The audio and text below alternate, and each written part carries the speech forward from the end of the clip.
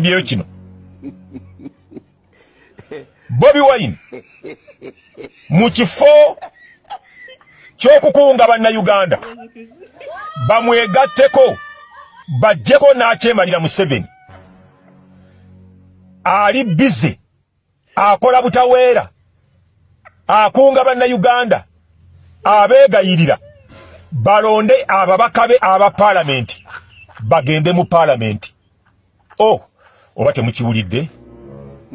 Bobi Wine mu kifo ky'okukunga bannayuganda naddala wano abaganda bamuyambeko okulumba State House bagiwambe, bamuyambeko okuwamba parliament, bamuyambeko okulangirira ku leediyo zonna nti mpambye obuyinza nze nfuga. Ekyo si kyakola. Ali mu kukunga bannayuganda abeegayirira naddala wano abaganda balonde ababaka be bagende mu parliament bakolere wamu ne gavumenti ya nakyemalira. Kale ojja kwesanga ng'akozesezza amagezi mangi okwogera eby'ekijjegga era nga kimutwalidde ennaku eziwerako n'obudde bungi nnyo okulowooza ku kyanaayogera kubanga ye abadde alowooza kyamagezi. Nga ne mu comment section osobola okusangayo omuntu agamba nti enno Basajjanivule alina point, Basajjanivule talina point, just gwe musiru. Ensonga lwaki opposition ezisinga zaalema Museveni kubanga zaalema okutegeera Museveni omutuufu n'akakodyo ke mwafugira. Museveni is a dictator, dictating under legitimacy. Sometimes nga kiyinza n'okumwetaagisa okumenya amateeka, okuyita mu mateeka okukola obwa dictator bwe. Walirowoozezza nti Museveni alina amaanyi, alina obuyinza, alina ssente okwerangirira nga life president. Naye weebuze lwaki ayagala kukozesa amateeka okwerangirira nga life president nga kimwetaagisa n'okutta abantu oba n'okuzinda parliament asobole okuggumiza obwa life president bwe naye ng'ali mu mateeka. Opposition nkugambye ekyagiremesa okuwangula Museveni ebiseera ebisinga efokasinga ku ntebe ye. Naye erabira nti entebe ya Museveni eno erina emirandiro eminene egigiriikiriza nga n'omulandiro ogusinga obukulu ye parliament.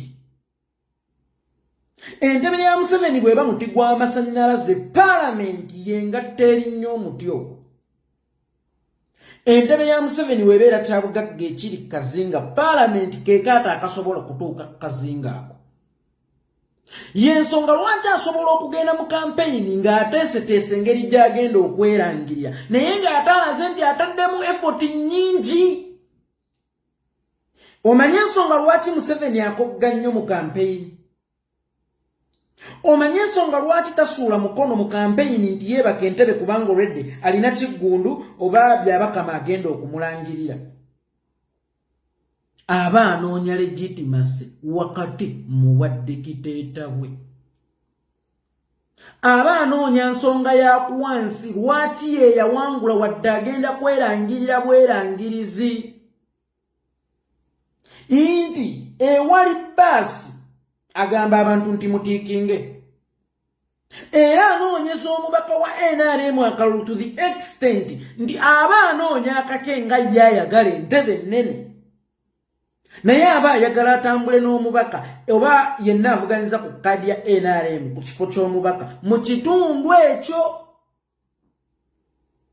Era batambula babiri kubanga amanyi obuwanguzi bw'ono kye butegeeza nti bugenda kukkaatiriza mu bwabbi obubbi.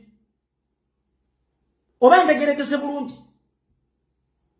Museveni ne bw'aba agenda kubbira mubaka we mu by-election era alina ssente zaafulumya n'asaasaanya rawundi zigulirira abalonzi era nga kimwetaagisa n'okuva entebe newankubadde alina engeri gy'agenda okucyaŋŋanyisaamu akalulu agende ku gurawundi anoonye akalulu kubanga obuwanguzi bw'omubaka ono butegeeza kukkaatiriza buwanguzi bwe. Nti ne mu kulonda kwa bonna obuwanguzi bw'omubaka owa NRM bukkaatiriza buwanguzi bwe. kubanga ensi eyatufuga oba ensi eyatukolonizinga Bungereza. Naye Bungereza ennonda gyeronda prime minister waayo nti ekibiina ekisinzizza ababaka abangi mu ssetteeserezo w'eggwanga eyo automatically eyakikwatidde bendera afuukirawo prime minister. Kakati oŋŋamba nnina kufokasinga ku kuggyako Museveni. Naye ng'ate Bungereza eyampa ettwale oba eyantwalanga ettwale era eyandekera sisitimu y'ebyobufuzi. Prime Minister waayo ayingirira ku muwendo gw'ababaka baatutte mu ssetteeserezo y'eggwanga oba olukiiko lw'eggwanga olukulu. Kakati gw'olina ababaka 3 oli afunye ababaka 3. Bano ababaka 3 bagenda kuba bamuyamba eri community y'ensi yonna gwe wano wookire yingira obuwanguzi bwo. Agaye naye ng'ababaka olina batono ku babe. That's why ngamba temunafuya nnyo bakulembeze. Kubanga obuyinza buyina emirandira kwe butuula. Inti singa tulwana, that's why nkugabulye wali owa umbrella tikinga. Museveni ono ne bw'anaaba musajja atya oba ne bw'aliba musajja atya oba wadde abadde musajja atya nga 26 nga Besigye teyafuna ababaka 36 nga Museveni yafuna 36 ng'ebibiri bya FDC. Museveni agenda kuba talina we yeekwata kulaga nsi nti teyabba kalulu. Ne international community yennyini bali mubuuza naye ogamba wawangudde opposition ate ng'ekireeminga nti yakuwangudde naye yakusinza ababaka waayo obuyinza bw'abandi. Kijja kitya? Okubanga awo we baakulondedde ate bababaka bo tebaabalabyemu value. Kubanga ono omubaka gwaleese ono omubaka ajja ku polling station yawangudde ategeeza azze n'obuwanguzi bwa toopu. Ono omubaka akkaatiriza obuwanguzi bwo ku polling station eyo ate era nga kizibu nnyo okubakakasa ndi polling station eno nze ngiwangudde naye ng'ate ku ky'obubaka bwa parliament bakuwangudde.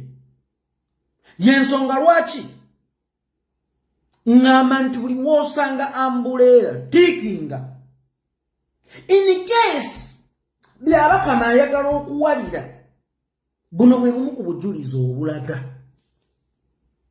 nti twakuwangudde.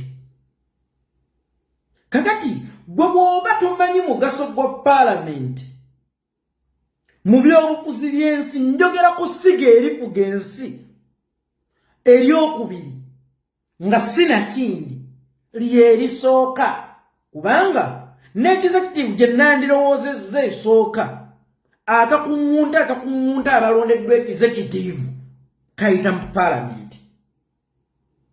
Njogera ku ssiga lyokka erisobola okukuba impeachment nga ligikubira mu mateeka era erisobola okugoba president. Erisobola omugamba nti ono minisita gw'otulondedde Kisassalala Ssebaggala ffe tumusiimye ne limugoba. Nkulaga obukulu bw'eyo essiga okuggyako nga tuli mu sisitimu ey'ekiyeekera, then awo parliament eba terina mugaso.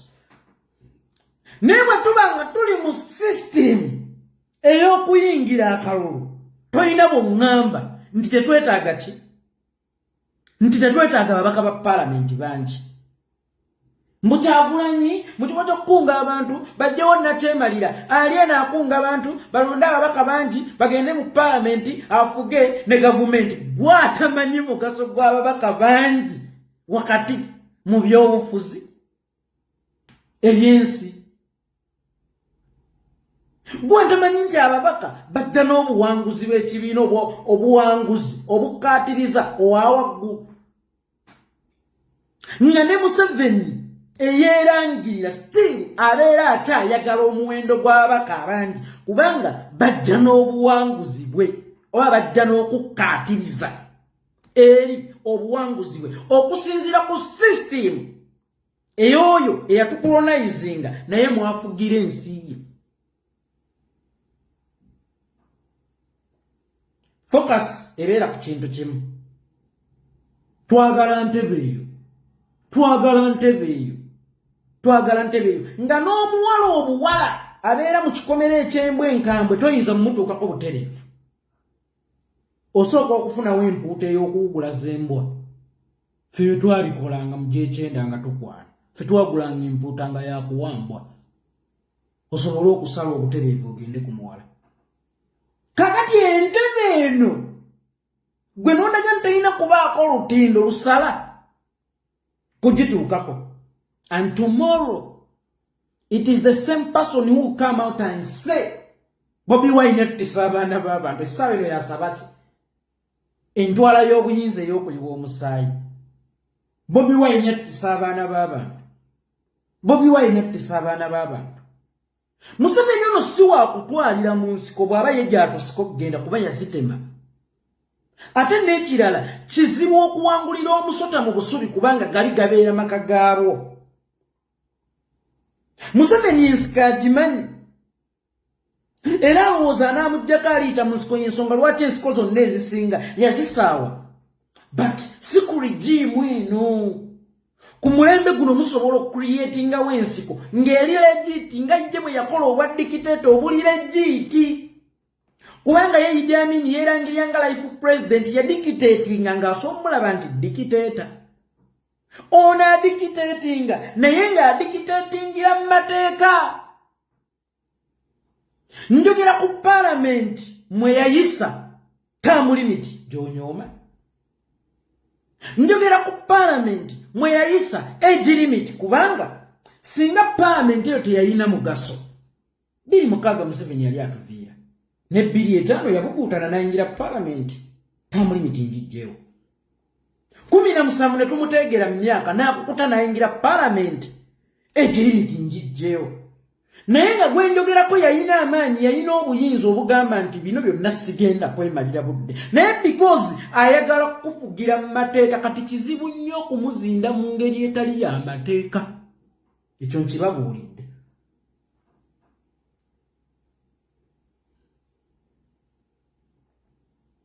Kubanga ne bano betulowooza abalina okutuyambako gye tunoonya obuyinza yabasiba akatambaala ku maaso nti ayita mu mateeka. Okumenya amateeka nga sometimes kiyinza n'okumwetaagisa okutta omuntu okusobola okumenya amateeka asobole okutuulirawo mu mateeka.